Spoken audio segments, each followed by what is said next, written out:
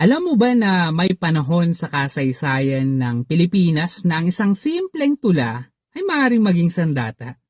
Isang tula na kayang magpahayag ng pag-ibig, pananampalataya at kahit paglaban sa mananakop ng hindi direktang sinasabi. Paano nga ba nagbago ang panulaang Filipino sa ilalim ng iba't ibang mananakop? Halina't tuklasin natin. Magandang araw at ako ang inyong guru, Jess Arceo. Sa araw na ito ating tatalakayin ang pag-unlad ng panulaang Filipino sa tatlong mahahalagang yugto ng kasaysayan. Nandyan yung panahon ng Kastila, panahon ng Amerikano, at saka panahon ng Hapon. Alamin natin kung paano hinubog ng kasaysayan ang ating panitikan. At para mas mabilis ninyong maunawaan, ating himay-himayin sa apat na bahagi ang pagpapaliwanag sa panulaang Filipino na mayroon sa bawat panahon. At ang una nating iko-konsidera ay yung mga kilalang makata sa panahong yon.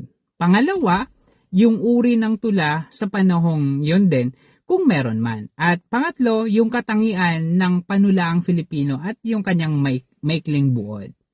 Unahin natin sa panahon ng Kastila. Noong panahon ng Kastila, ang panulaan ay naging instrumento hindi lamang ng damdamin, kundi pati ng relihiyon at kolonyal na impluwensya.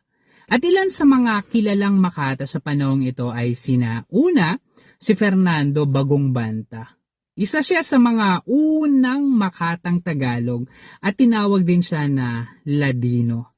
Meron din si Cecilio Apostol bilang makatang Espanyol na may temang makabayan. Meron din si Tomas Pinpin bilang ama ng paglilimbag sa ating bansa o sa Pilipinas. May mga uri din ng tula sa panahong ito. Una dyan yung Dungaw. Ito yung tulang panaghoy sa patay. May kantahing bayan tulad ng Kundiman at Balitaw. Meron ding korido na may 8 pantig at mabilis itong binibigkas. At halimbawa nito ay ang Ibong Adarna. Meron ding awit na may 12 pantig at mabagal itong bigkasin naman. At halimbawa nito ay ang Florante at Laura.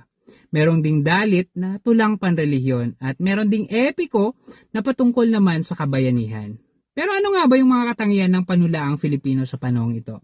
Una, malakas ang impluwensya ng relihiyon.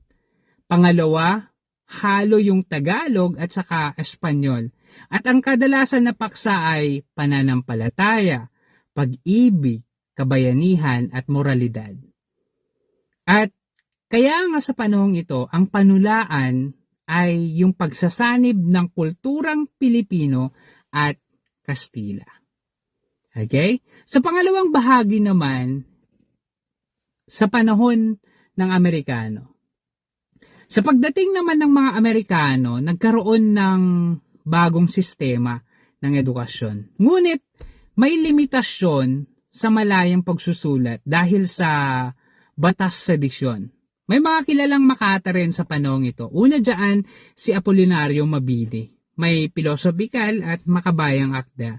Meron din si Jose Palma bilang sumulat ng liriko ng pambansang awit. Meron din si Jose Rizal na siyang sumulat ng Mi Ultimo Adios at saka Ala Juventud Filipina. May mga katangian din ng panulaan sa panahong ito. Una, makabayan ngunit madalas patago ang mga yan. Pangalawa, gumagamit sila ng Ingles, Espanyol at saka Filipino bilang wika. At ang kadalasan na paksa ay kalayaan, pag-ibig sa bayan at pag-asa. Kaya nga, sa panahong ito, ang panulaan ay naging tahimik na sandata laban sa kolonyalismo. Tungo naman tayo sa ikatlong bahagi, sa panahon ng Hapon. Noong panahon ng Hapon, ipinagbawal naman ang Ingles. Kaya umusbong yung paggamit ng Tagalog. May mga uri ng tula na meron din sa panahong ito. Una dyan yung haiku na may 575 na pantig, maikli ngunit malalim. Meron ding tanaga na may 4 na taludtod na tig-7 pantig at saka may aral. At ilan sa mga katangian ng panulaang Filipino dito ay mas simple ngunit masining.